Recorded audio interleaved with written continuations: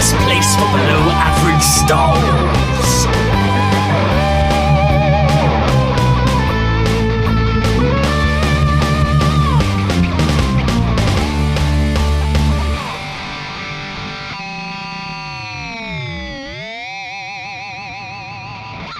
Hello there, and welcome to the Starboard Show, the best place for below average Star Wars. It's time for a special edition of the show today, a lockdown special if you will, knowing me, knowing you. Aha! With the coronavirus running wild and Star Wars news being scarce, here me and another Star Wars fan are going to ask each other 5 questions just to get the Star Wars conversation flowing.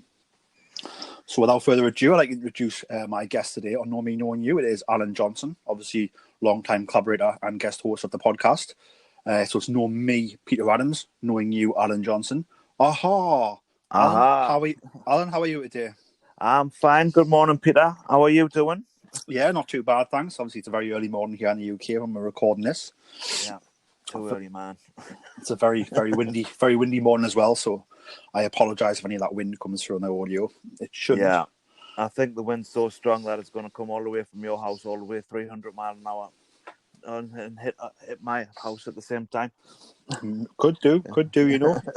They say that global warming's not real, but climate change isn't real, but these winds are bad. Of course it is. So, Allan, I'm excited to talk to you today. Obviously, I've got 5 questions for you. You've got 5 questions for me, just to sort of talk about Star Wars. Yeah. I think we'll just dive straight in there. So if you just want to ask me your first question there, Allan. Okay, my first interestingly boring question is, if you could live anywhere in the Star Wars universe, where would it be? Ooh, so this is an awesome question. Obviously, ever since I think anybody's ever watched Star Wars, like when you see those locations and how beautiful they look and how lived in they look and how real they feel. Yes. I think like it's easy to picture yourself living somewhere. I think for me, I'm going to cheat a bit on this one because like I wouldn't want to live on Tatooine.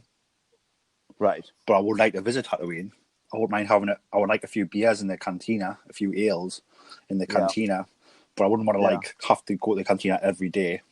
Yeah. It's a very dangerous place. The same on planets like Geonosis, like, no, it's not a very nice planet to be on, but would like to visit it. Yes, I would love to visit it. So same like Kessel, like would I like to visit the spice mines of Kessel? I would like to visit it, but I wouldn't want to have to be a slave and work there. I think you'd have to take like a tour bus or something, like, a tour ship to Kessel. Yeah, so it's all like all these harsh planets and harsh realities that are in the Star Wars world. So I think one of my favorite locations I would love to live would be Naboo. I think it's peace, it's tranquil, it's beautiful. So I would love to live in Naboo and live in that sort of peaceful and tranquil life. But then I would like my job to take me to other worlds. So I get to visit all the other worlds, but it's not as dangerous because I'm not living there. So I get to visit Tatooine, get to go have an adventure on Tatooine, then come back to Naboo and relax in Naboo. So I wouldn't mind going to places like Naboo. I wouldn't mind going to places like, places on Galactic history on adventure. So like Naboo, Geonosis. I wouldn't mind visiting Coruscant a few once in a while just to have like a city break, lovely city holiday. Some of the newer locations. So if you don't know if you've seen, well, you have seen Rogue One, Allan. I think it's called the Ring of Catherine. It's where we first meet Cassian Andor. The space station. It's sort of like a space station, but sort of not. Like I found it weird. Like not weird, but like yes, weird in a good way. Yeah. So it looked like it was sort of like an asteroid that was being held together. Yeah. By something. So it was Ring of Catherine, so it's spelled Kafrene.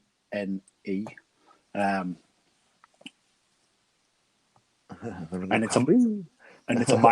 it's a mining colony apparently. But obviously, as we saw, there was like a lot of different cultures living there. There was like wild food markets, if you know, people cooking food. Obviously, there was a little Imperial presence there. Yeah. Obviously, also a rebellion presence with Cassian Andor. When he's trying to get that information before he shoots that man in the back. So like places like that, I wouldn't want to live there on the Ring of Catherine, but like I wouldn't mind visiting. Yeah. And funny bit of history. So the Ring of Caffeine was constructed by members of nobility in the Galactic Republic and was established as a mining colony to strip the asteroids and planetoids of the Caffeine asteroid belt of any valuable minerals. However, the founders soon realized that such coveted minerals were scarce in the Caffeine belt, and the field mining venture became a trading post and stopover point for desperate travelers through the Thand sector. Right. And the Galactic Empire maintained a presence on Caffeine once the fall of the Republic and the rise of the Empire happened. So yeah, a little bit of history there. So like I think that location looked brilliant in Rogue One and really intrigued us. Obviously, we're only there for probably under a minute. Yeah, you don't really get a proper look around like there. You know? Yeah, but again, that feeling I got there, I've been lived in, have been real. You can almost touch it. So like locations like that, I would love to visit. Yeah, but I wouldn't want to live there. Like I said, I want to live on nice, peaceful, tranquil life in Naboo. And then my job would take us to all these crazy planets and crazy worlds and meet crazy people. But then at the end of the day, I would always get to go home back to Naboo and have a peaceful life there. Yeah. Eating pears and having picnics in fields and stuff. I like it. Very peaceful, very tranquil. Yeah. Because that's the thing, like, other people are probably like, oh, well, you think about it, your first thoughts like, oh, I'll be a bounty hunter, I'll be a smuggler, I'll be a Jedi, I'll be a Sith. And it's like, those are all really, really cool jobs, but also in reality, they're also extremely dangerous jobs. And if you make one mistake one day, you're probably going to die. Yeah. Which I definitely don't want to die. So I think I love my answer more. I was like, obviously, I would love to be the Jedi who saves the day, but like, in all reality, I probably don't have the patience in real life to go through all the Jedi trials and training. And then B, like, I like to think I'm a kind person and I try to be nice. Well, I can be nice, but like, obviously, the true Jedi is selfless, and like, I don't think I am 100% selfless. Well, that's what makes the Jedi so special and up there. You know what I mean? Because they go that extra that us ordinary people wouldn't. You know? Yeah, definitely. So I think, although I want to do that, I think the life I've chosen on Naboo and going on these adventures is probably the best one for me.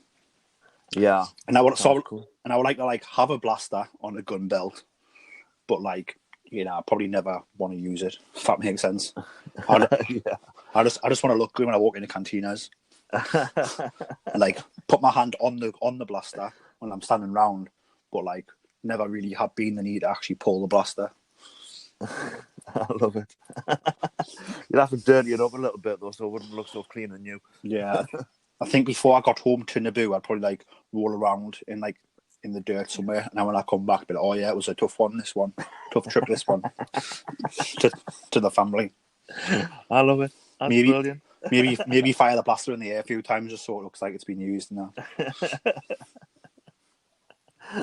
Just pretend to be a bounty hunter. I like it. Basically, yeah. Just come out. Oh yeah, I caught loads of bounties today. But meanwhile, you've just been delivering blue milk to somebody. Definitely, yeah. But if that pays, I don't know how much that pays, but if it does, awesome. Love it. My first question for you, Alan, is so as a model maker and a painter, which Alan is a model maker and a painter, which design sort of in all of Star Wars stand out to you is your favourite? And then second part of the question is, what models have you loved making and painting yourself from Star Wars as well? Oh, good questions. Design as in like logos and things like that.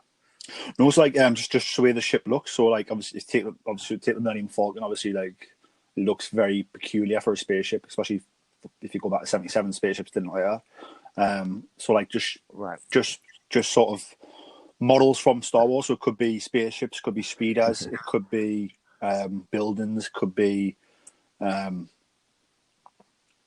of anything that's been a model. So like any spaceship, any mode of transport, any building, pod racers, could be pod racers. I think pod racers are fascinating. Let's finish off our sentence. But most of it, to be honest with you, not a lot stands out because it all stands out, if you know what I mean. Yeah. Like it's all really clever stuff. Like it all fits in. Stuff that really stands out. That's actually a quite tough question. I remember when we were kids and we used to build Lego and things like that. And we used to make spaceships and things, and like we always used to argue, that's got no wings, that can't fly, how's it supposed to fly, it's got no wings. And the first argument back was, does the Millennium Falcon have wings? No. Well then, you know. Yeah. So yeah, and the X-wing. There's also, you know, a interesting design. And the B-wing as well. I like the B-wing. I don't know why I like the B-wing, but I do like the B-wing. The B-wings are interesting with how like the cockpit stays center and the whole ship rotates around the cockpit. Yeah, it's just where'd they come up with that idea? I don't know. You know, especially in the time when it came out. You know what's really funny though? I always wonder what the hell is on the inside of the Death Star to make it so damn big. You know what I mean? Like, I always, whenever I say the Death Star, I think, bloody hell, like, the size of it, what is in there that it actually needs to be that big? You know? Maybe that's the thing that stands out the most to me. I don't know. I think with the Death Star, obviously, I think like that whole firing mechanism is very large. Yeah. So it's not, but it's not round, if you know what I mean. So obviously, like the firing, the whole super laser construction is huge, and then they've obviously built the station around it to incorporate like it's essentially a military city inside there. I know, but it's still big. You know what I mean? Like, Yeah. there's got to be a lot of empty rooms in there. Well, I would imagine. So I mean, you've got to think that. So I can't remember how. I don't think it was fully manned. If I remember correctly from Canon, it was fully manned from a operational point of sense, but it was meant to obviously it was meant to be able to house full, like meant to be a full Imperial city on board this Death Star. And obviously, I don't think everybody had moved in like yet. If you know what I mean. Yeah. My bags ain't packed yet. Because you've got to think it's barely finished in Rogue One. Yeah. And then straight away it's on the hunt for the rebels. I don't know. I mean, we could talk about any aspect of design in Star Wars, you know, like it all stands out to me. It's all interesting stuff, you know. Yeah. I'm trying to think of all sorts. I mean, Jabba's palace also. I mean, you know, where do those corridors lead? How far does it go underground? You know what I mean? Like, yeah, because I mean, I'm guessing Jabba's palace must have like docking bays underground somewhere because there's no spaceport around Jabba's palace. So yeah, I just imagine loads and loads of catacombs underneath that. Like, people just don't get explored, and there's like dangerous creatures there that are like, you know, just as soon as they look at you, bite you and kill you, type of thing. You know, that probably kind of thing. It is a very dangerous place. So I could imagine that. I think for me, some of the designs I loved was if you go back to the prequel trilogy in Attack of the Clones, I think I loved it so much because it was so different. Is Count Dooku's? I think it's the Solar Sailor. Yes, and it's the ship he escapes from Geonosis on to go back to Coruscant to see Sidious, and essentially it's almost like a pod, like from a pod race. That's how it looks, and then like it opens up and this energy sail comes out the front of it, and it's a solar sailor, and like it flies using that, and it looks very old and very elegant. But such an elegant little basic ship for such a big bad dude. Well, that's how you think about how old and elegant Dooku is, because although he's evil, like he is very elegant and he is an old man. So like I think, and then the ship sort of matches him 100%. Yeah, like that looks old and looks elegant. So I think that was one design for me that was very stood out. It's been very different, but very still seemed right for that character. Yeah.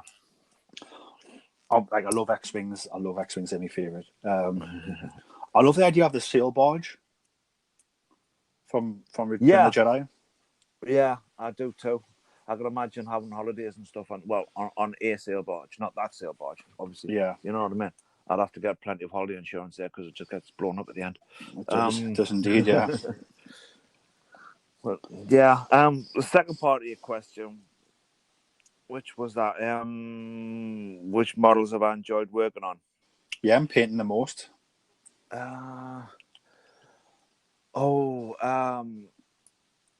I enjoy doing them all because I tend to push myself to try new techniques whenever I do anything. So I kind of get lost in the moment while I'm doing one because I'm busy learning a new thing, a new thing to do. But I can tell you some of the ones that stand out for us, which was actually Boba Fett's ship, Slave. I enjoyed doing that. It was a bugger to put together. Like for some reason, it wouldn't fit together, but it was it was a joy once you got together and you were flicking the paint back off to put the scrapes on and everything. You know, the effect that was coming off that. I enjoyed doing that. That was good. But there was this other one that I didn't really ever manage to get finished, and I can't even remember where it came from. I think it was my dad that got us it, and it was Jabba's palace. It was the throne room. All right. And I was looking at it, and I had all these little LED lights and everything that I just started putting into things and learning how to, light these models up.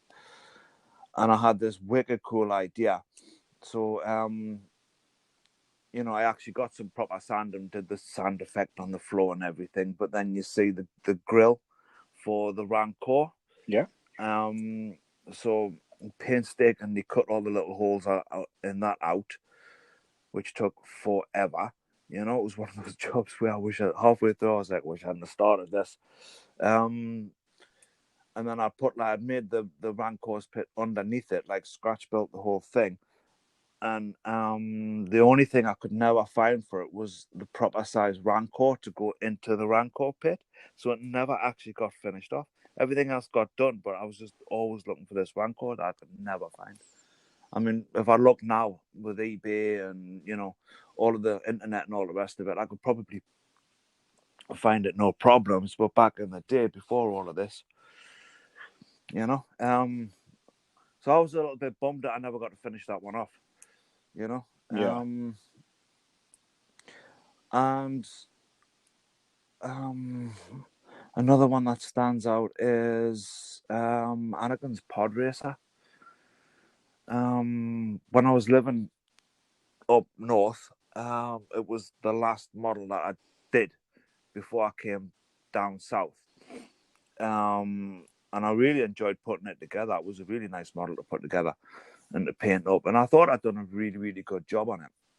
So obviously trying to set up down here and everything, I just put all of that kind of thing away. And eventually I was like, the bug was starting to bite back on us. So I thought, well, you know what? Why don't I just start on that pod racer again? I just buy another pod racer and start on it again. And honestly, this new one that I did, it has to be at least 20, 25 times better than the one that I did before, which is so funny because I did a pod racer and then I did another pod racer with about 4 or 5 years in between of doing nothing. And so I hadn't built any skills up. I hadn't learned any new techniques or anything like that. But for some reason, this new one, so much better. So, yeah, I think the pod racer stands out more than anything else because when I saw the skill level on it, which I'm not trying to brag, there's still plenty of mistakes in it.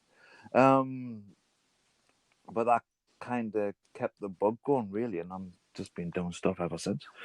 Yeah, I think with that, obviously, although you had a 5-year break, like you'd already completed that pod racer once. So when you come to do it again, like you already knew how you did it the first time. So subconsciously, you probably knew what aspects you probably knew what aspects you didn't like the first time and just incorporated them without even thinking about it. Yeah, there was a little bit of that. There was a little bit of that. Picking little bits up, and I was like, oh, that should have been painted that way, and oh, that should have been painted that way. And then, when it was put in and everything, it did look way, way better. And I have to say the paints that you get now compared to the paints that I had back then, the quality is so much better now. There's so much more you can do with the paint. It's a little bit unreal. So there's a little bit of that as well. Yeah, no, good. I'm glad that it's become more sort of wider available and better quality. I think it's definitely a good side effect of sort of model making becoming more mainstream in the last sort of 20 years. Yeah, I don't think model making will ever be mainstream, but there's definitely a community there. I think obviously, like just with the sort of release of Lord of the Rings and with Games Workshop getting the Lord of the Rings license, I think that brought a lot of kids who loved Lord of the Rings into sort of that model making. While it's not the whole world, that it's people who probably wouldn't have went in. Yeah. So it's an extra sort of buzz into the sort of model making. Sort of culture. And obviously, if more people are buying stuff, then they'll spend more money on producing better paints for you. If there's more of a money, I mean, if there's money to be made on it, they'll do it. Where if there was no money to be made on it, obviously, the industry probably wouldn't invest in making those facilities and products better. Oh, for sure. Definitely, and there's a lot out there that you can buy now. Games Workshop stuff is on a standard, but there's a lot of other stuff that's equally as good, but yeah, I mean, as you say, if there's not a market there, and this kind of thing, is getting, I mean, what was it yesterday? I was watching, I was clicking back on something, and there was a Dungeons and Dragons,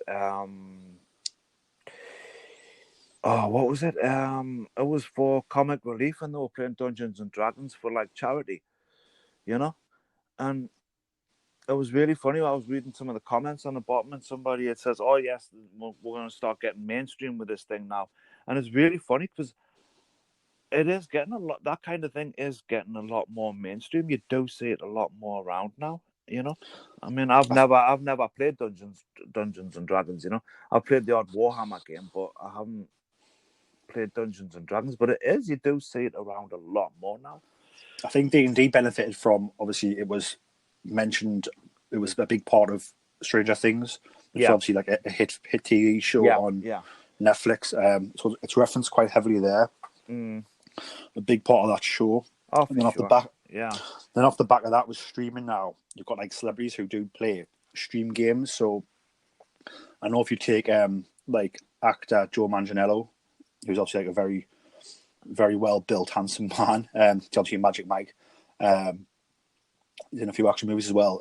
So like he's a big fan of D&D. He just wrote a book on it. I believe. In fact, I think he's wrote the book with Sam Witwer, the voice of Maul. Sam Witwer was a big D&D fan. He's a dungeon master as well. So they run the games. So like they're all sort of online, using Twitch and using YouTube to sort of stream playing. So I think because of the internet. Go on, sorry. I think because of the internet, obviously, like people who don't know what D&D is, who see it. In the past, you would just look at it and go, "Oh well, don't know what that is." Yeah. But now it's like, "Oh well, I'll just type in the search bar. Oh look, this celebrity's playing it. All right, I'll look more into this. Oh, I can watch him playing it. All right." Yeah. It's very brilliant. So yeah, definitely. I think it's definitely a lot more. It's a lot more. It's not. I wouldn't say it's mainstream yet, but it's a lot more. Like it is a lot more out there. Like if you go to Newcastle, like sort of where I live, which is sort of quite a modern city, it's probably like the third best city in the country in the UK. Just the third. I reckon so. Yeah, I think. But I think that, which is still like very high. Do you know what I mean? Like, I think that in the last 5 years, for example, like three gaming cafes have opened up. Yeah, that's something I've seen down in London as well. A few gaming cafes starting to open up. I mean, I've never been down into one, but I have seen them starting to. Yeah, they're really cool places as well. So they're really cool, and they're still open. Like years later, so goes short. There is that need for that type of venue to be open. They are making money. I think it's brilliant. I think it's nice that people can have the confidence to sit up and say, you know what, I actually like this stuff. You know what I mean, and not have the fear of being ridiculed for it. And I think it's more power to the people. I think it's brilliant. So yeah. Definitely. What's your second question for me, Alan?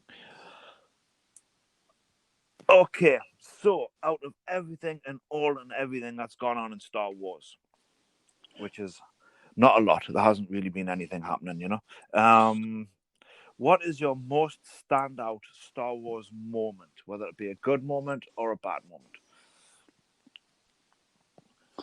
I think for me, what comes to my mind straight away is the sort of Star Wars Rebels Season 2, the finale, Twilight of the Apprentice. All right, yeah. And sort of that scene between Ahsoka and Vader, Yes. where so sort of she slices the Vader mask, and then they use the sort of Return of the Jedi sound effects on the mask where it's being damaged. And obviously, and sort of, I think Anakin tells that, like, obviously Ezra, she force pushes Ezra through the door before the door shuts. Yeah. And then, like, and sort of she turns around and she says, I won't leave you again. And then Anakin and sort of turns around, deadpans her right in the eyes and says, then you will die. Yeah. I think, like, the tragedy in the sort of emotion, the drama, the deepness of that sort of scene and that dialogue, and like how it's sort of all put together, was very it really did hit me quite hard. Like, I really did feel it. It hits you like a hammer, doesn't it? You know? Yeah, obviously, and it's just like, because we probably always wondered, like, what Vader would do if he encountered in Ahsoka, and like, would she have the same effect on him as Luke? And it's like no, no, she doesn't. Like, anything, he just sees this as more of like it reminds him more of that past life where life was good. Yes. Yeah. And that makes him hate it even more, because that's all he wants is like get that life back, and it just makes him hate that even more. So he just say, like, I'll kill you, like, you will die. And it's almost like telling, I don't know, like, I've got a sister, so like I could never imagine anything happening between me and my sister. And like, we do fight, you know. We do. Yeah. We'll have disagreements, but I can never imagine things getting so bad where I would look her in the eye and tell her that's just gonna die. Yeah, it's pretty monumental, like, isn't it? It's like, yeah, and then like, and that's sort of the relationship these guys have, Anakin and Ahsoka have, is like brother and sister relationship. And then obviously we've seen that brother and sister relationship all through, like, 6 seasons of Clone Wars. So we've built that up, and then in Rebels here, they just tear it all down with that this one moment. That's just, the voice acting's awesome, the way it's animated, awesome, the soundtrack's awesome, and it's just absolute tragedy. And when he says it, like, it really did hit me, like I said, a ton of bricks. I honestly felt like my stomach, like I got punched in the stomach.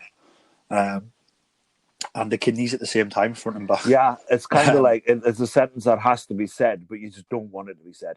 You know what I mean? Because of everything that's gone on before. Yeah, and it's like, it will be the love of his son that brings him back. But it's like, sort of, I almost wish it was the love of Ahsoka's love for him. Here, because she says, I won't leave you again, Master. Like, I mean, she's telling him that she's here, and like, there's an opportunity there for him to like turn his lightsaber off and say, let's get out of here. There is, but you've got a load of films to come out afterwards, and you know how much of a bad guy he stays, so you know it can't happen. It does pull you, like, yeah, but I think there is a choice here, and there's a pause as well before he says it, and you can see the human eye of Anakin, like, looking through the gap in the mask where it's been sliced open. You can see him. I think he ponders it. He does. He does ponder, like, he ponders what this moment means, and then he, like I said, he turns back to being like, he decides to, no, actually, I had a good life and it's been ruined. Probably tries to push the blame on other people like Ahsoka. So he's probably like, no, I'm going to kill you, will die. Yeah, it's a brilliant bit of storytelling.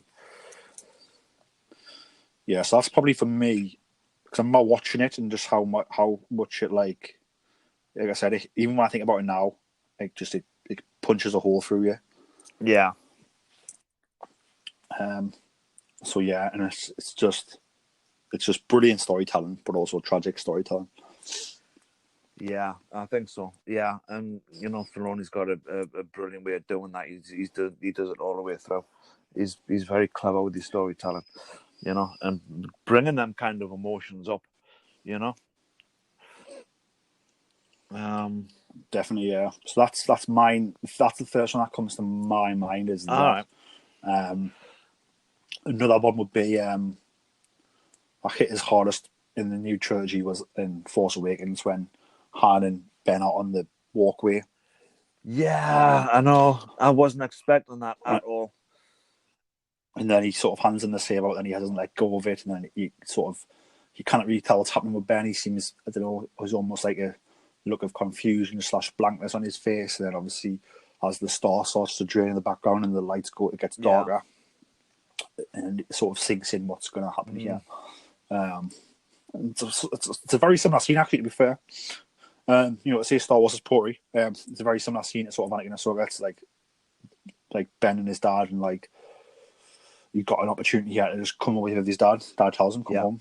Yeah. Come on, ship's outside, come on. Yeah. And he sort of, again, like, does he ponder, does he not? I believe he does ponder it a bit. And then he sort of realises, and he, like I said, one movement, and it's probably the biggest regret of his life. Yeah, and to mirror that, when you come to the last film, and he turns back from being Kylo into Ben, he's got his dad there, you know. That's all from his memory, yeah. So it shows you how much that's playing in his mind. Like, Snoke says it in The Last Jedi, that like it broke him in two, or it had similar type of line, or stripped him to his core, or something. Like the fact that he did kill his dad, although he did do it. Like, do you know what I mean? It's not something that he laughs about or takes lightly. Like, it's something that, like, I think deep down he probably tries not to think about it, because when he does think about it, he thinks, I probably shouldn't have done that. Yeah.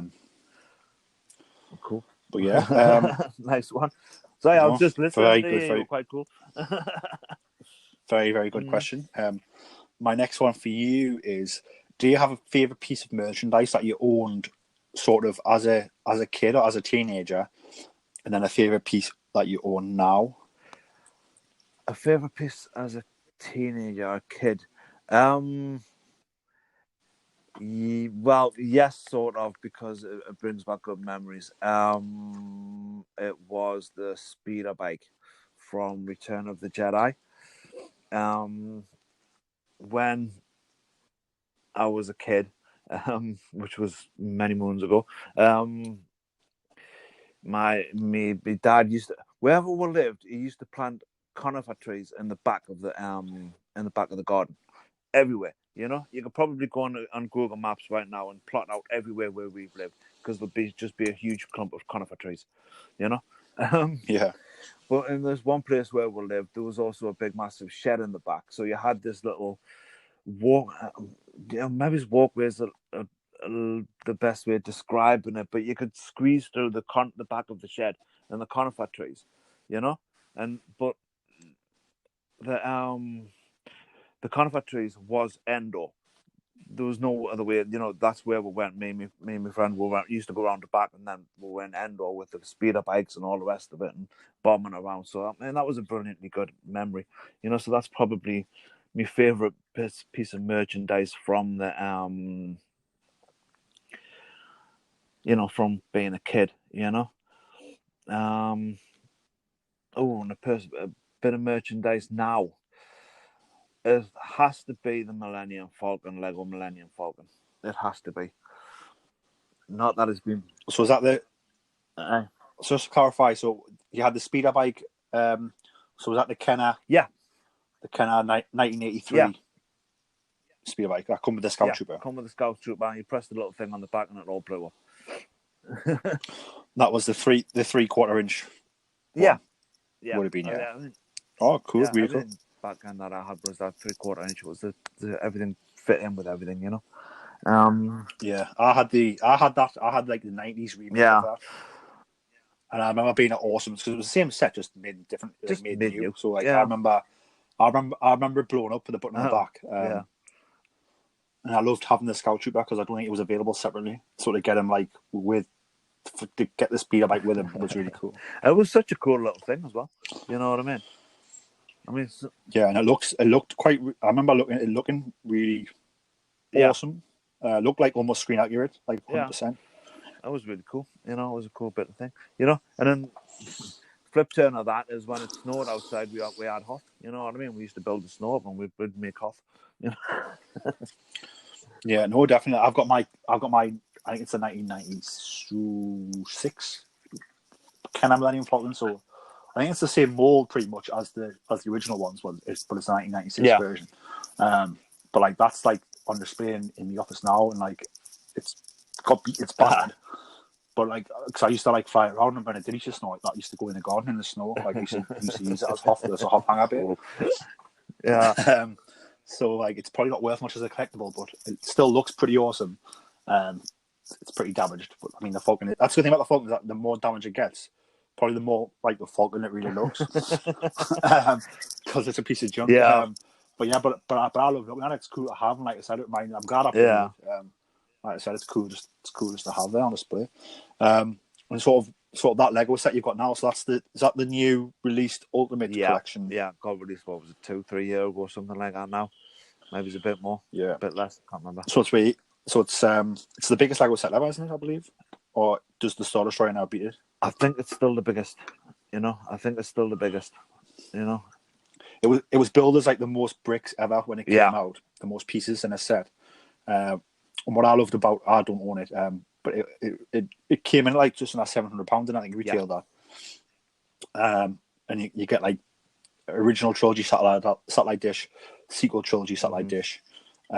You got sets of you got characters from Empire Strikes Back. Yeah, like the Falcon crew from that, including Minox, and then you also got characters from The Force Awakens. And it just looks so damn impressive. It really does. I just love the fact that you can get Star Wars Lego now. I mean, when we were back in the 80s, you couldn't get it. You had, if you wanted to build the Millennium Falcon, you had to work out how to do it yourself. I mean, X-Wings were pretty easy to do. It's just, but if you wanted to build something, you had to work out how to do it yourself. Yeah. But I think that's like a credit to like what you could do. Like, I think kids have like not seen it's easier now, but like I think obviously having to build it, design it yourselves, like probably lend into sort of how much you enjoy model making. And obviously then in 1999, obviously the Lucasfilm signs a license with Lego, licensing agreement, and then you have the sort of the Phantom Menace Lego come out and original trilogy Lego come out. Yeah, such an awesome moment. You know what I mean? No, definitely. So, what's your next question? Actually, my next question was actually, because I know you love your merch, so my question was pretty much exactly the same. What is your favorite piece of merchandise that you have acquired over the years? Whoa, that's a tough one. I've got quite a lot. So I'm just going to talk about like a few of the different aspects that I do like. So, like I love t-shirts. Yeah. And then I'd say in the last 5 years, I've been on a craze of like collecting the sort of the foreign language posters of Star Wars on t-shirts. Oh wow, cool. Yeah. And what's helped us do that is, I mean, for starters, celebration. When you go to a celebration, so I went to my first one in London in 2016. They had a few for sale there, and that's when I first started to notice that these foreign language posters are available on t-shirts. Yeah, because they had the Empire Strikes Back one, didn't they? I had a few different ones, so I picked up a few there, and then obviously Celebration Orlando, there was different ones again, so I did that there, and then at Celebration Chicago, there was again that was there again. All right. So I picked those up, and then if you have a look around, like certain shops will get the license in, and they'll hire a foreign language poster on a t-shirt. So I went through a phase of like buying, collecting them. I mean, if I come across them, I still buy them. I hate to think about how many Star Wars t-shirts I own. It's probably over 200. It's probably over 200, not joking. That is a lot, man. Yeah. Not all of them are foreign posters, but I've got about over 200 Star Wars t-shirts. But yeah, I love buying ones with the foreign language poster on. Because not only are the posters a little bit different, but it's just something about the way it looks with it being in like foreign writing. It just seems more Star Wars. I don't know why. I don't know if it's because foreign writing looks more like Arabic, which is sort of like the Star Wars language, how it's written in the Star Wars galaxy.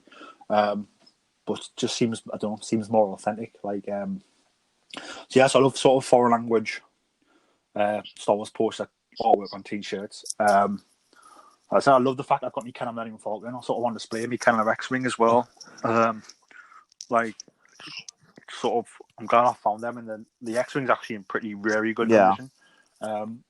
So I'm glad they were sort of been in my mum's loft for a long time. So it wasn't sort of I bought my house in the last year, and then they came over. So it's good to have them back on display. Because I hadn't seen them in almost like probably 15 years. Wow. Why'd you forget you had? Well, the way I opened the loft, so when I moved out my mum's house to go to my flat wasn't like, well, I mean, so I was like flat sharing with my friend Luke, like, and we had a great time. Yeah. It was, like a phenomenal time together, but Yeah. so I didn't really have space to display all my stuff, so like I didn't get out of the loft. I just bought the stuff I needed, like clothes, my computer, my TV, my PlayStation, stuff like that. Yeah, as you do. Yeah. So sort of to have them back out now, like, is awesome, and like it reminds me of playing with them, which is like when I found them, like a smile comes to my face because I remember just how much fun I had. It's the memories that come back. Yeah. Yeah, it is. Yeah, so like I'm really cool. I've got like my X-wing and my Falcon from when I was a kid. Cool. And then also, I don't know. I've got quite a lot. I collect the Hasbro Blacks. These figures, I love the detail on these figures. They're amazing, aren't they? Yeah, they're really detailed. And I think for like how much, like at retail price, I think that they were steal. So that's that price, really. I think. Yeah. I'm trying to think favorite piece of merchandise. Which is your favorite Black series? My favorite Black series is probably. Oh, that's a tough one. So I've got one of my favorite ones was probably my Black Series Kylo Ren. It's the unmasked one from Star Wars Celebration London. Oh yeah. It comes with a First Order flag, a stand. He comes unmasked, and it comes with the mask separately as well.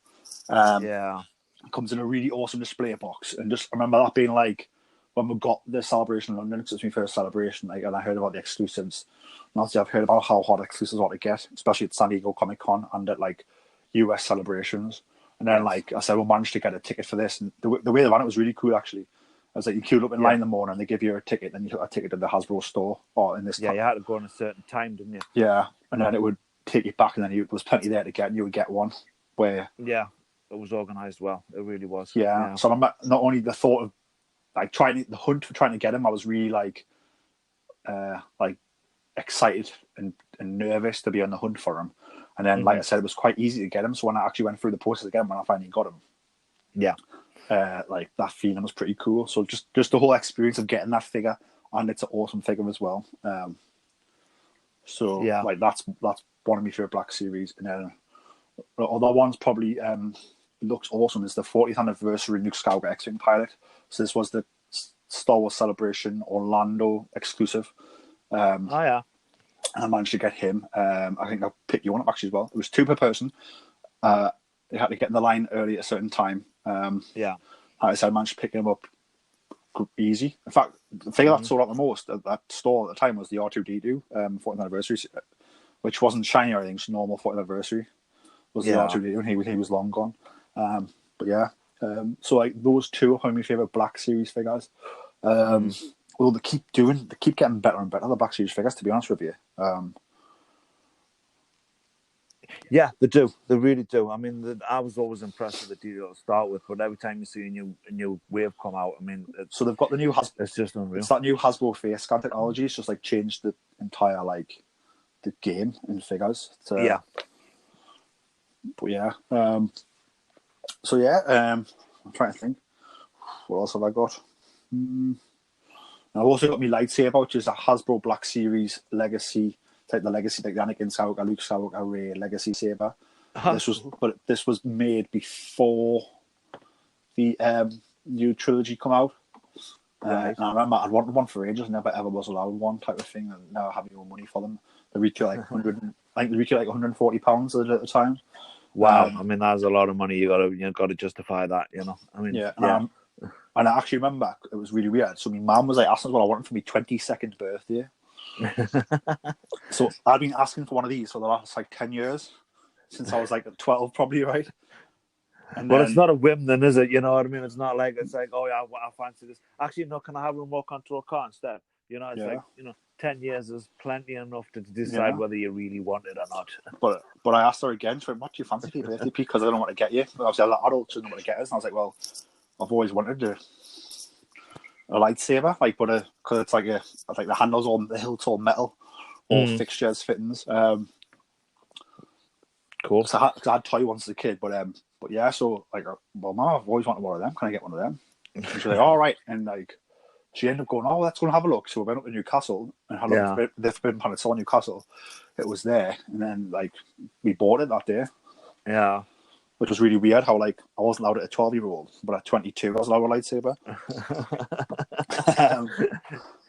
Yeah. But yeah, so like that's again the story of like getting that, like the story of how like I was never allowed one. And then one day when she asked us, and I was 22, and I said, "Oh, like I don't because I didn't really need anything. Do you know what I mean? Like I didn't need a new computer. I didn't need anything like." Yeah, I mean, at 22, you're pretty much set and sorted out. You know what I mean? So I was like, "Oh well, like one of them, please." And then she was like, "Well, let's go and have a look." And then I said, "We got it that day, and we're sorting the shop." Yeah. I never had a lightsaber. You know, I don't really have one now. Actually, I think I've got it's like a lightsaber torch type thing, which it is pretty cool, but it's not like one of those, you know, what you see at the celebration type of thing. But when I was a kid, we weren't really bothered about that. My dad used to have this big metal drum in the back garden, and he used to have it filled with bamboo sticks. So we used to just all get a bamboo stick out, and that was Wallam's lightsabers, you know. And there was plenty to choose from. One day, I think the audio dropped out just while you were telling your story there. So if you just want to tell it again, yeah. All right. Well, I was just saying about so he had this drum and had bamboo sticks in it, and there was a load of bamboo sticks, so we all had our choice. But one day we started getting itchy hands from like after we were playing, you know, knocking some kinds of crap out of each other with bamboo sticks. We started getting these really mad itchy hands, and then we suddenly worked out. Well, my dad worked out that it wasn't bamboo sticks that we were playing with; it was fiberglass rods. Oh, not good. I'm not kidding you. Yeah, it wasn't good at all. But we've been playing the whole afternoon with it, you know. Yeah. So it was kind of like TCP in the bath and all the rest of it. Yeah. So, and then we weren't allowed to use the bamboo sticks for a while. So I had the Qui-Gon Jinn Hasbro lightsaber. That was my childhood sort of toy lightsaber I had, which I was hoping was going to come over with me mum stuff actually, but it hasn't. So I'm assuming it's still in the loft somewhere. I think. I think this. Well, I don't want to open that can of worms because she'll make us go in the loft and get it all down. So I'll just wait till I'll wait till they move house and then they'll find it and I go, oh yeah, that's mine. Yeah, I don't think they're going to be moving for a while, though, Pete. You've got a long way. I don't mind waiting for it. I know it's there, so when I finally get it, it'll be fun to finally unearth it. Love it. Yeah. My next question for you, Alan, is all about Star Wars Celebration. So, just sort of, what's your thoughts on sort of going to your first celebration? What are your expectations? And obviously, you've been to two now. What do you think about them? Obviously, when you were sort of a child in your teenage years of being a Star Wars fan, obviously celebrations didn't exist. Obviously, the first one was in 1999 in Denver, Colorado. So just tell us about like sort of what you think of them, and then sort of what you were expecting versus what you actually found when you got there.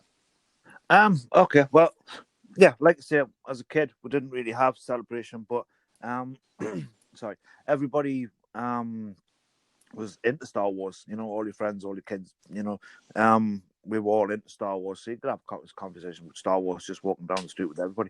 I mean, you Star Wars conversation you'll probably have daily. You know, everybody was into it. And then obviously it dies out because, you know, there's no films, there's no nothing like that. And, well, there's other things to get into, you know. And then comes up the Star Wars Celebration. I remember when you texted us and says, do you fancy going to this one? It's in London. I didn't really know what to expect, to be honest with you. You know, there is a bit of a connotation or a stigma or something like that about these events that you think, but honestly, I mean, they are one of the best places to be. I mean, it's such a friendly and relaxed atmosphere in there. You know, I mean, everybody is there to enjoy Star Wars, but they're also there to just see their friends and, you know, and that kind of thing, and just enjoy the whole situation. I love the first one. You know, we hightailed it at 6 o'clock in the morning to get down to, you know, to go get what were bands for what shows we were going to go and see that day. And then we had a couple of hours before the place actually opened. So, I mean, thankfully it was nice sunny days, if you remember. So we were just outside and it was really cool, and doing the London one, I really wanted to do an American one. It didn't really matter it didn't matter where it was going to be. I just wanted to experience how the Americans experience Star Wars, because however we do it, they do it so much better. And I wasn't disappointed. I mean, it's really mad, but we went to the Chicago one, and that one day when it was blowing a hoolie of snow, if you remember. Yeah. And, just a daft little moment of where, like, skidding around the back of the conference center, going from one thing to the next thing. And I'm like, I want a cigarette. I need a cigarette. So we're having a cigarette. So we decided to go around the back rather than back to the main entrance. And watching two hot stormtroopers walking past in the snow was such an awesome moment for me, No, it was. It was really cool. Things like that, like, you can't get, like, sort of anywhere else. Do you know what I mean? It's moments like that. And they're just so cool places to be, and they're just so relaxed, and everybody's so friendly and nice. And if you don't come out of there with a friend, then you know what I mean. You've gone in there with the wrong attitude. You know what I mean? It's one of the easiest places to say hello to people and to, you know what I mean. Definitely. I mean, if you just look at, like, obviously this whole idea of the knowing me, knowing you show, obviously, like, this is obviously episode 4, but the two of the 3 guests who've had on first, well, obviously, Brian Balance and Daniel Berry, like, they're people who I met at Star Wars celebrations. Mm-hmm. And the 2 top-notch blokes, they really are. Yeah, so it goes to show, like, you meet people, you become friends with people. So for me, I think, like because I'd started hearing about celebrations. Now when I heard it was in London, I sort of heard before it had already been announced. It was already on sale. When I found out it was in London, and I was like, "Oh, these celebrations are a thing." Like, "Oh, it's in London, bloody hell!" And then I went to get tickets, and I remember that the weekend passes were sold out, so I had to buy like one for each day. And I kind of preferred that, actually, because we got all the passes.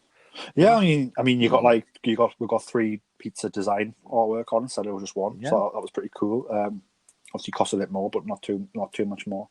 But I remember ringing you, and I remember you being a bit like, "Oh, I'm not sure what it is, but we'll just do it." Yeah. I really didn't know what to expect. I didn't know what it was going to be, But I think sometimes you can go to these things. I remember a long time ago, I went to a Games Workshop Golden Demons thing, and it was way back in the 90s, but it was so disappointing because I saw the size of the building and I saw actually the size of what it was, and I don't know if that kind of thing just stayed inside us and just tainted me. Like, but it's the XL Centre was a big area, but is it just going to be a few little stalls in the corner? I really didn't know what to expect, and I really am glad that I went with you. Yeah, you got to think, like, because I was excited because I sort of knew what we were going in, like, knew what was going to be there, type of thing. Yeah. So, like, but I tried to keep it secret from you. So, like, the fact, like, how official it obviously is the official Star Wars convention. So, like, Lucasfilm are putting the content in there pretty much. So, like, the fact that they had all the Rogue One costumes and models on display. Yeah. And you could queue to get around them. Obviously, the panels, like, so I knew that we're going to get panels here from, like, the creators and the actors and the higher ups of the company are going to be here. So I knew how much information we're going to be getting and how much access you get by going to these things. Yeah. And I sort of knew you didn't, but I didn't tell you because I was like, I want to see his face when he realizes, like, just who we're going to be in the same room as. Yeah, and who I do remember. You were like, when you said it, and I was just like, well, okay, well, what day do you want to go on? Because I can do a Friday or a Saturday, no problem. So which day do you want to do?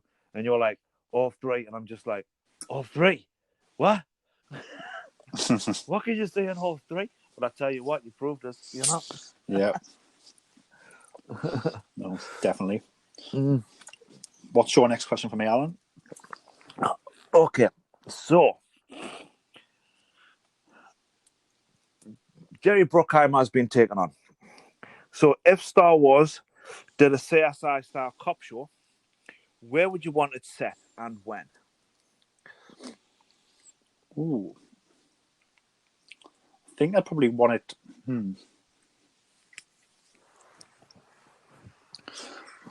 I think I probably want it set on Coruscant. Yeah. I think you've got the whole like the upper class people, and you've got like the sort of the working class and the homeless people. You've got like sort of all echelons of society on Coruscant.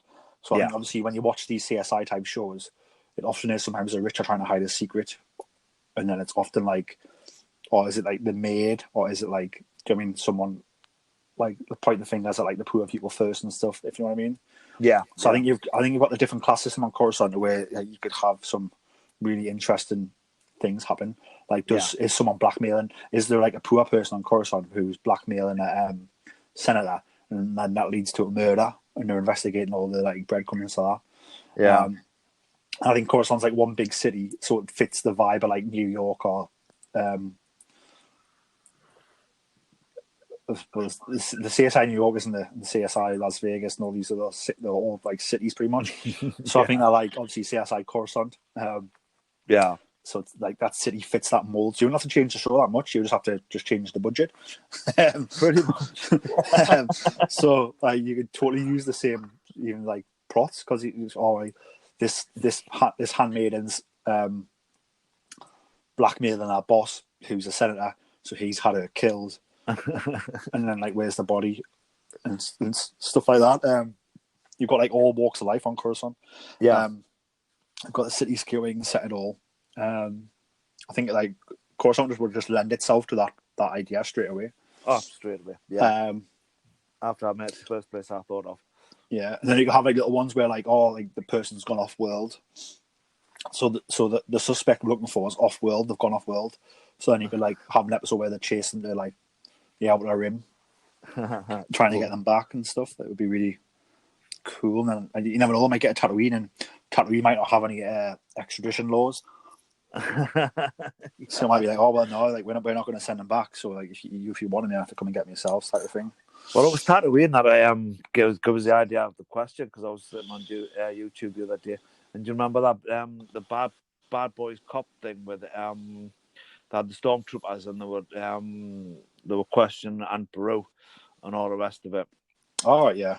Yeah, I was just watching that. I just remember how good and funny that was, and I was like, you know, where would you have it? But yeah, no, I think Coruscant lends itself to it straight away. And then, like I said, you can have people escape off world for a few episodes. Yeah, and have the police sort of chase them out there. So it would Coruscant would lend itself perfectly to sort of. I would just love some kind of Columbo style character kicking them out. You know, I just love the idea of that. And that would totally work in Star Wars as well. Yeah, a Columbo type character, 100%. Cool. So my next question for you is, what's your coolest alien from each trilogy? So your coolest looking alien from prequel trilogy, coolest looking alien from original trilogy, coolest looking alien from sequel trilogy, please. Oh, but the original one's easy. Salacious Crumb. I just love that character. I think he's so awesome. You know, he's got so much personality, hasn't he, for like being such a small creature. For like, yeah, and not to say a single word. You know what I mean? Everything is in that little laugh. You know, he's one of the best little things going. You know, and I really do hope that he survived the sail barge. You know, that he just got blown and landed softly on the sand somewhere. You know. And then ended up as getting spit roasted on the, you know, on a barbecue in the Mandalorian. Yeah. No, definitely. So that's the original trilogy one. I mean, yeah, coolest thing ever. Oh God! So the prequels, the coolest alien. I mean, I'm having to run through my banks to be honest with you. You know, Dax. I would say Dax. I don't know. I just thought he was completely such a cool character. and I thought it should have had a lot more of them in it. Was that Dex from Dex's Diner? Dex, that's it. Yeah, Dex from the diner. You know, I just loved how he tried to like squeeze into his own chairs at the table to to sit and talk to me. You know what I mean? There's like this big, huge four-armed thing. You know what I mean? Squeezing into this tiny little cubicle is so cool. Yeah. I like how like Obi-Wan has friends who are like you wouldn't expect him to have. Yeah. But he is obviously quite a down-to-earth individual, Obi-Wan, I think. So like he is for quality sense of this guy. This guy's a cool dude, nice guy. Yeah. Definitely got them friends though, Qui-Gon Jinn, I think. You know. Possibly, yeah, it could be. And the new series, coolest alien. I don't know. Until the funniest thing I like was in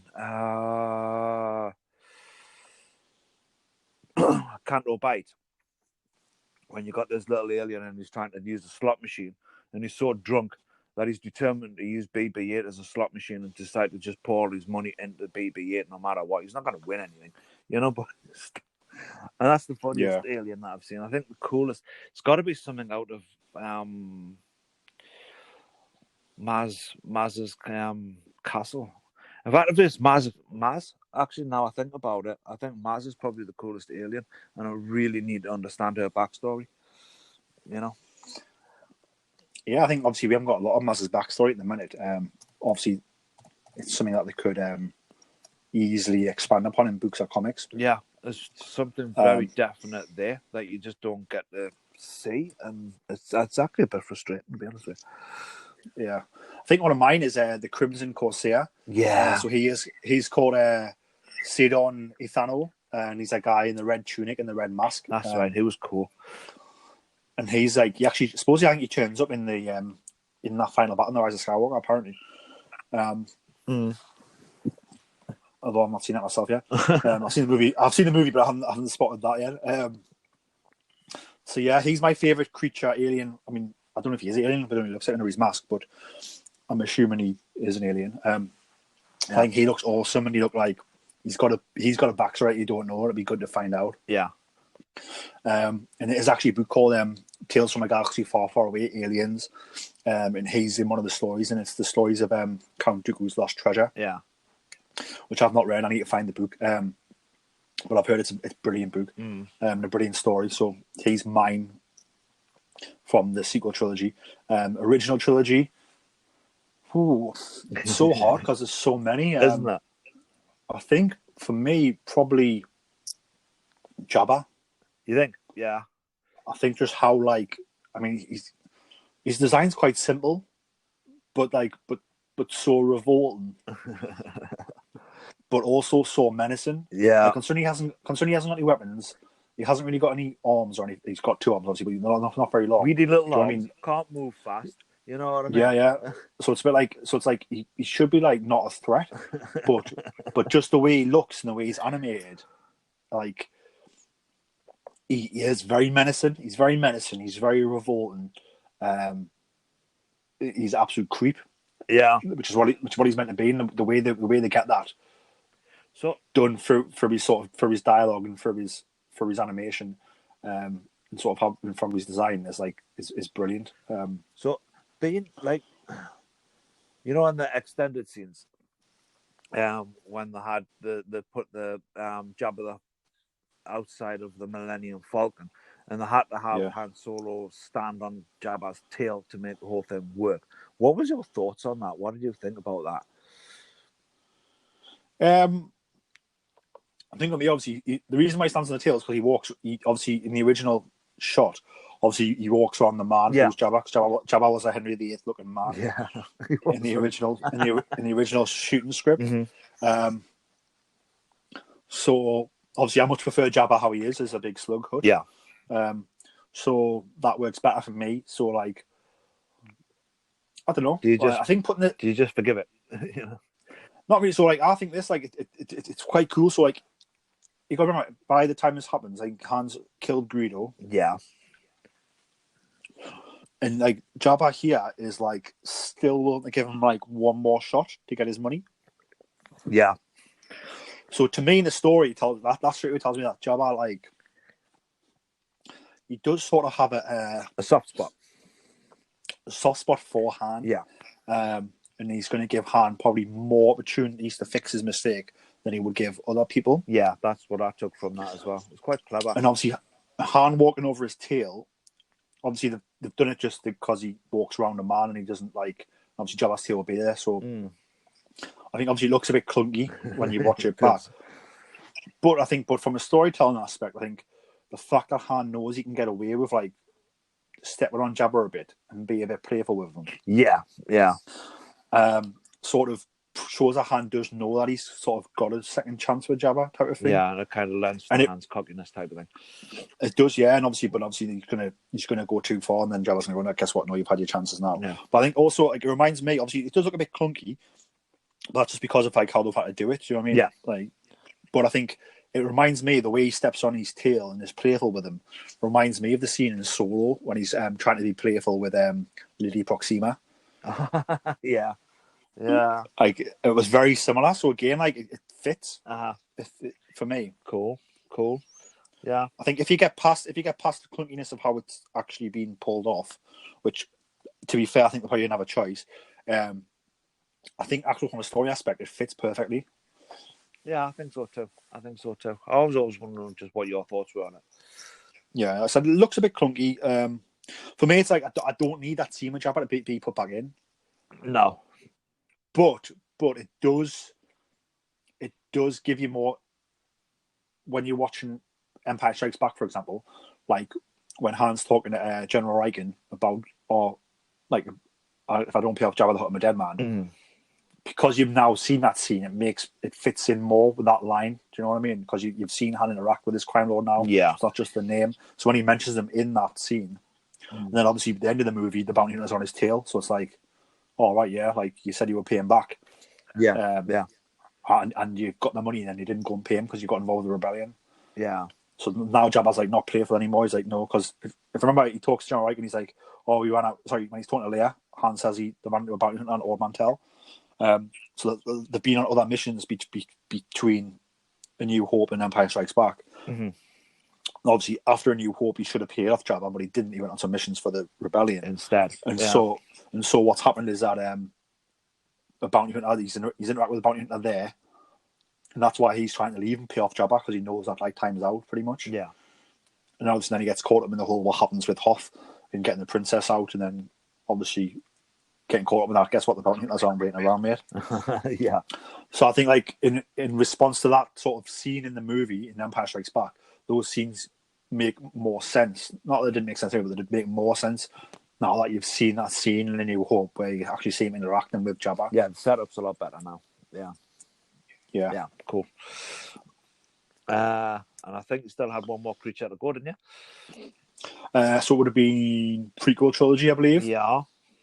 So I think my favourite alien from the prequel trilogy is probably... I think the Geonosians look great. Like the bugs, like the flying bugs, like they've been very done real well, haven't they? You know.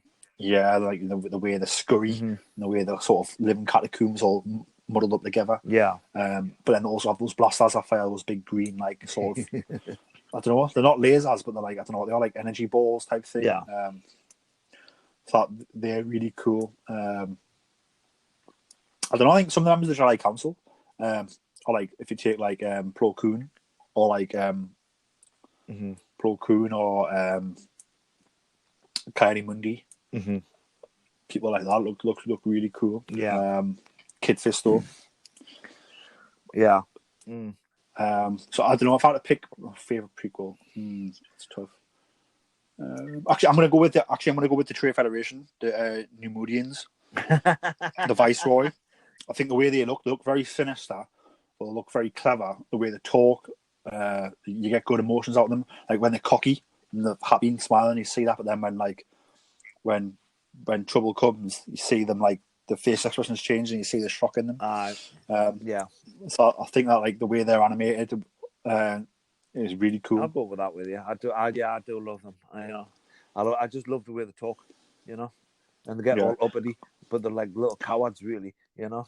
Yeah. Well, yeah, I mean, so like, look, if the audience don't hate those guys, then the movie doesn't work. Yeah. Because Sidious is the baddie, but he's in the background, so you don't really see him. So like, you've got Maul's obviously cool as out, so you're not going to really hate Maul. So like, you've got to make those guys, the audience have got to hate them for the film to work. And then the way they act, and the way they scurry around, and the way they like, the way they plot, and the way they're cocky, and then the way the faces look, and the way they like, do you know what I mean, all that makes you like not like them. Yeah. They're like, oh, like these guys are horrible, don't like them, bad people.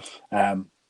And because of that, the way they're pulled off, especially with the way they design athletic and the way that the way that animation works in the face, I think like that sells them as the baddies of the movie, which is what has to happen for that movie to work. Yeah. So I'd go with Viceroy, Gonray, and Rune Haku. Yeah, I'm with you. I also like Watto as well.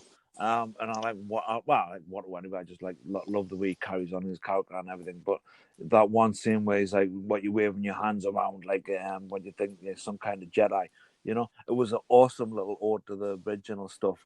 And Obi-Wan Kenobi's scene. But it was also a little bit of a slap in the face. It was kind of like, now wake up because you're watching something new now, you know? Yeah, you know, no, definitely. And Watto he's a great creature. Like he looks fantastic. You watch that movie now, 1999. That movie came out. Do you know what I mean? Watto that still looks phenomenal, unbelievable, unreal. It does, doesn't it? Yeah. So is it my turn for a question? It is your question, yes, Alan. Okay. Is it your last one now? Fifth and final, interestingly boring question. If you could turn a book or a comic book or any storyline into a movie, which one would it be? I think for me, it's a tough one with like the new canon. Yeah. Because they've said that it's all canon now. For me, I'm like, if a book is canon, then you've got the book. Yeah. So I don't want someone to make a movie of that book because, I mean, as with any movie that comes from a book, it's a different medium, so it's different. Yeah.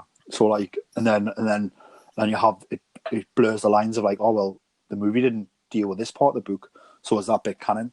And also I love the book, so like I don't particularly need that story retelling. Yeah, but what if it was a comic book or something like that? You know, it's just some little storyline. Is there some aspect of comics that will look cool on screen? Like there is, but I think for me, I'd rather have a new story told than them retelling as an old one. If that makes sense. Yeah. So I think you've got to be careful. I mean, they didn't have to announce that everything was canon, but they obviously decided to do that. So because they've done that, I think they should stay away from like moving stuff around. Obviously, I know that like there's some books that I think it's particularly the Claudia Gray ones, so Lost Stars and Leia, Princess of Alderaan. I believe those books have been turned into Magna comics. All right. Yeah. So, and I've not read it, which I do want to get hold of because I do love those stories. So I do want to read them.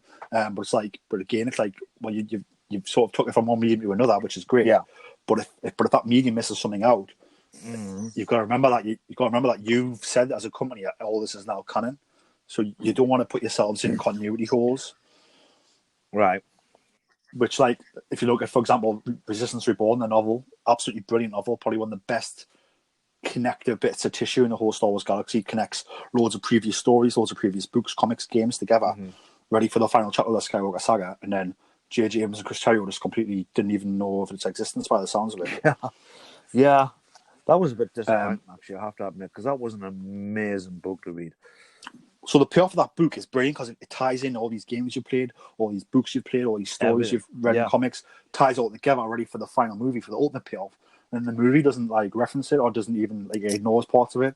So it's just like, like, do you know what I mean? Like, so for me, I wouldn't want them to start trying to make this stuff into movies just because it muddies the waters of what's canon, what's not, especially if you change certain aspects of it. Leads to the questions of like retcon and stuff, which like people love talking online, like, oh, if retcon this or retcon that. Like, if you don't redo it, then it doesn't get retconned. You know what I mean? Yeah. But I don't know. But as for legend stories, though, which obviously aren't canon anymore, obviously there's a lot there we can pull from. So, like, You take Knights of the Old Republic, for example. Yeah. So I would rather that come out as a TV series now rather than a game. Obviously, it was released as like Knights of the Old Republic 1, Knights of the Old Republic 2. It was like 2 games back on Xbox back in the day. So like, I would rather than do that as like a Game of Thrones style TV show. Cool. Like it. Do you know what I mean? So you're changing the medium, but because that story's no longer canon, you can do that. Yeah. And then you can play around and make it fit. So like Knights of the Old Republic, I would love that as a Game of Thrones style TV show. One of the things I think would be really cool, imagine Shadows of the Empire. Obviously, I think you'd have to retweak the story a little bit for it to fit the current canon. Yeah.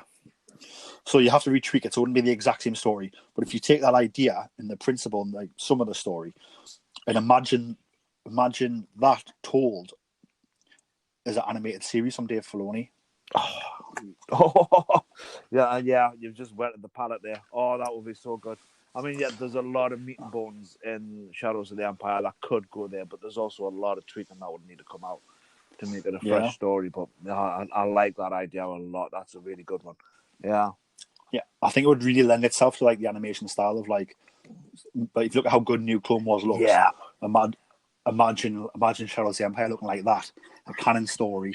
You could run it for like, I don't know, 3-4 seasons.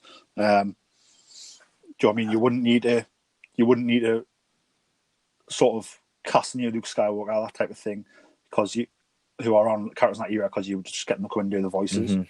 It's animated. Yeah. I like it. And you would get a Black Series Outrider somewhere along the line as well, so that'd be pretty cool. Definitely, yeah. Do you know what I mean? So all that stuff would like it would blend in like into all. I think that would be really cool. Like that's three of the things I think. Obviously, they'll have to tweak it to make it fit. Yeah, because there's some aspects of that which like doesn't really fit. Yeah, like the Crime Syndicate. You know what I mean? I think you would have to change that around a little bit. You know. Yeah, you have to change it around. Like I don't know if you would change. What's the Outriders pilot called again? I always forget his name. Is it Dash Render? Dash Render, that's the one. So he probably needs like changing a bit because he's too Han Solo. You know what I mean? Well, he's just obviously Han Solo's in Carbonite, so like we need a Han Solo. So let's just have Han Solo, but call him something else. So I think you could, but you could totally keep Dash Render and change his character. Like still have him there doing similar type of stuff, but you would just change his backstory a bit. Like you could give him his own back. Like you could flush him out so much here. Do you know what I mean? And turn him into something like awesome. Loving it. I'm liking this. Yeah. Yeah. So are you gonna type this down and pitch it to Dave Filoni? He's gonna like send him an email and stuff. Well, I wish I had. I know I've met Dave Filoni once and had a conversation with him, but I don't think we're on that type of relationship. Dave, no, I think 10 million to 1 chance that you actually listen to this. Please, Mr. Filoni, do this. Yeah. But no, I think that would be like really, really cool. But I think they're doing a lot of new stuff, which I'm really like is also quite exciting because obviously with the like when a new book comes out and it's not really tied to much, like you can go into it not expecting, you don't know what to expect. Does that makes sense? Yeah. You've got your own imagination to put into it as well, which fills it out. You know. Yeah. I'm the same. You know, if I read a book and watch a film, I'm 9 times out of 10, I much prefer the book to the film. Yeah. No, definitely. I think it's time for your last question from me, Alan. So it's actually very similar to your last question for me. Right.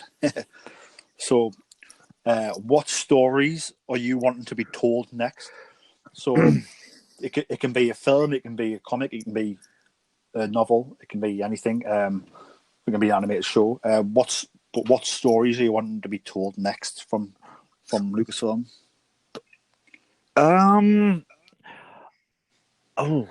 Good question. I'm loving the idea of like, you know, how the Clone Wars sits in between Attack of the Clones and Revenge of the Sith, and you've got little filler stories like pretty much all the way through the films. You know, like you could really class Rogue One as part of the, you know, I do class it as part of the story all the way through, even though the Skywalkers aren't in it. And I just like the idea of continuing that on. like having some kind of story that would be in between A New Hope and Empire. Like, you know, all them little missions we were talking about just earlier on, you know, the hand goes on rather than playing Jabba the Hutt. Seeing some of that, Yeah. or I like that idea, you know. I would like to see that kind of thing and just filled out more. You're very lucky because that's going to happen. Is it really? So it's going to be told. I think it's just started. It's being told through Marvel Comics. So the first Star Wars run of Marvel Comics, like since 2015, the takeover, ran. I can't remember how many issues it ran for, but it ran from sort of the ending of A New Hope, and it ran up until Empire Strikes Back. Yeah, and then it stopped because obviously it pretty much got up to the movie. I think I still have 2 volumes to read, I believe, so I haven't finished it, but it stopped. And then Star Wars Comics started again just recently. So back to issue 1, it's called. So it's like, you know, reboot. all right. And it's not a reboot as such as it. So and it's starting after Empire Strikes Back now. Cool. Okay. And so it's like every issue is the next part of the story, if you know what I mean, of what's going on in between. Well, since the end of Empire. So it's gonna. So since Luke got his new hand, and he's with the Rebel fleet. Yeah. And starts off there, I believe. I'm not started reading it. Oh wow. Okay. So it kind of starts off from like the deck of the medical frigate that they're on. I mean, I've not seen any panels either, but I'm pretty much, because I think one of the stories apparently is Luke goes back to the best pin. Cool. What? Try and find the lightsaber. Well, I don't know, but that would be my first idea in my head. But wasn't Maz supposed to be the one who's picked the lightsaber up? Well, Maz gets it, but we don't know how it gets to Maz. Because I'm sure I heard a rumor somewhere along the line that somebody was saying that Maz was actually working or was in Bespin at the time, and it kind of like came to that type of thing. When it fell, it kind of like landed in her vicinity and she took it, you know. I'm not sure. I've not heard that, but that could be the case. I think obviously it's a good way to get into comics. Yeah. If you want to know, that's where we'll get more Maz backstory, you know. Or it might be. I mean, if she's there, it'll definitely reference it, I think. Or maybe Luke's there looking for lightsaber and doesn't find it. Or maybe he does and he gives it to someone else to give to Maz. Like maybe he sets it up that way. I mean, who knows? But I think obviously if you're wanting stories told in that time frame, Marvel Comics are doing it. Cool. So obviously, I'll let you know when the first volume's available in trade paperback. Brilliant, nice word. Yeah. So yeah, they are actually doing that story arc. That was what was cool with the first one. So the first one that ran from A New Hope to Empire was like Han, Luke, and Leia going on these little missions. Yeah. And they filled the time gap into the point of where they need to get the Hoth base. Yeah. It was really cool. But like sort of as I think on the last episode, obviously Canon Junkie XL Ian they come up with it where like obviously Boba Fett gets hired to track down the guy who destroyed the Death Star. Right. And it's told in the Star Wars comics, obviously that's set in between 4 and 5. Right. And then he tracks him down to Tatooine. And then Luke actually goes back to Tatooine to pick up the journals of Obi-Wan Kenobi. And then they end up having a fight, and that's how Boba Fett... That's how Vader knows that Luke Skywalker is the man who destroyed the Death Star. So that's how it happened. It's like... So that's... Yeah, so it tells the story of how Boba Fett finds out, and then he tells Vader. That's what he's been hired to do. So like when you see the opening call of Empire Strikes Back, and it's like Vader's obsessed with finding young Skywalker. That's how Vader knows that it's... Yeah. Vader's obsessed because he's been told the name by Boba Fett. And Vader's a bit like, that should be impossible. Yeah. Yeah. Kind of big betrayal. Well, I think it tells the story. Vader actually ends up going to Naboo to like Padme's grave. And he finds the coroner. All right. Yeah. And he'll be like, what's going on here? Because she was buried with like 2 children in her womb. Wow. And I was saying that, and I think, well, no. Well, I don't know if he knew it was twins, but I think that like obviously, but the coroner ends up telling the truth. Oh yeah, like shit. No, there was no baby. Yeah. Baby was already out when I got her. Wow. But yeah. All right. Cool. I like that. Yeah. So maybe might be a good place to start reading those ones, and then shame we don't have clothes. I could just borrow them off us.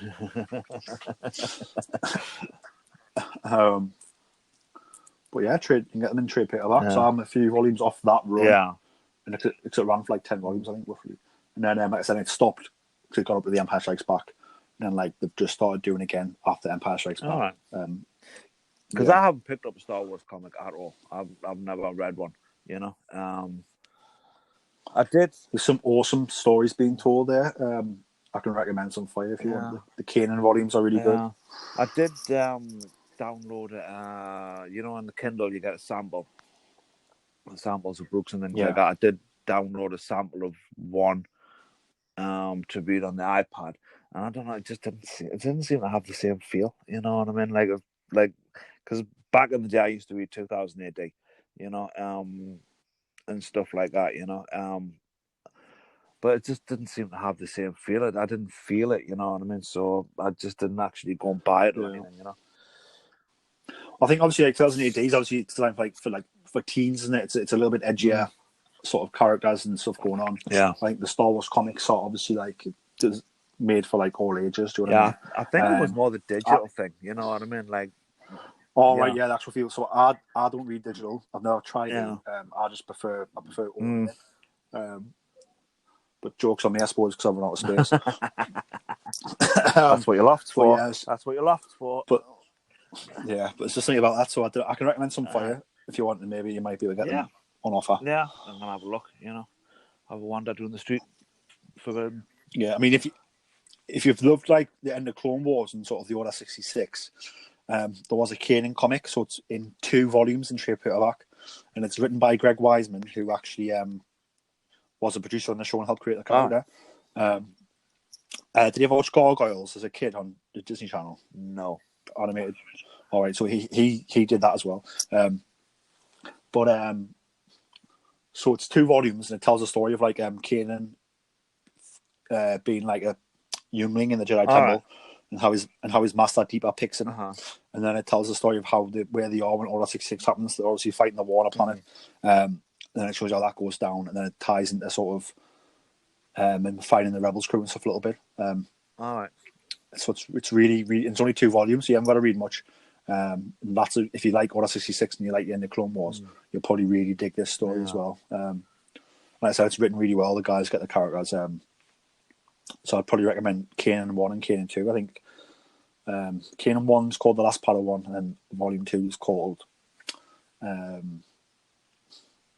First Blood, I believe. Rambo. It's got I think it's First Blood. Might be Last Blood, I don't know. Let's have a quick look. It's on my shelf. This kid didn't have like a little red headband going on. If only. I'm sure it's called First Blood.